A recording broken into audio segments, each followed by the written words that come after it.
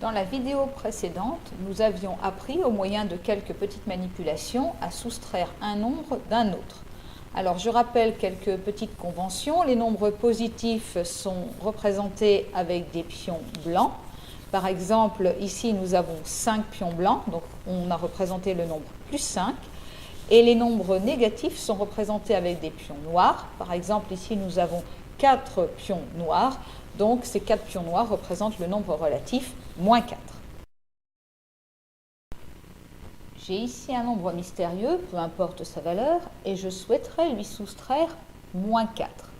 Soustraire moins 4, ça veut dire enlever 4 pions noirs.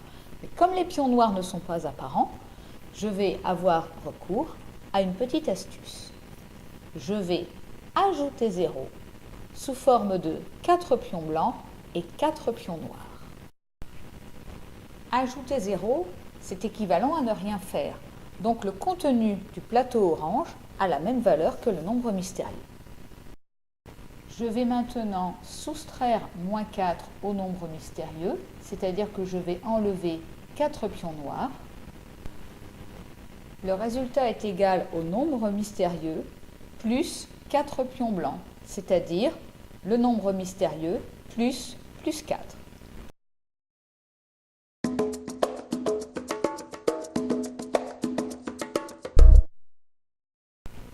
Voici maintenant comment soustraire plus 4 du nombre mystérieux. Je commence par ajouter 0 sous la forme de 4 pions blancs plus 4 pions noirs, puis j'enlève 4 pions blancs. Le résultat est égal au nombre mystérieux plus 4 pions noirs, c'est-à-dire le nombre mystérieux plus moins 4.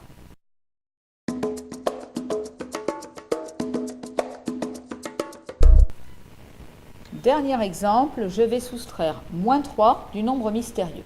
Alors je commence par ajouter 0 sous la forme de 3 pions blancs plus 3 pions noirs, puis j'enlève 3 pions noirs. Il reste donc sur le plateau le nombre mystérieux plus 3 pions blancs, c'est-à-dire le nombre mystérieux plus 3.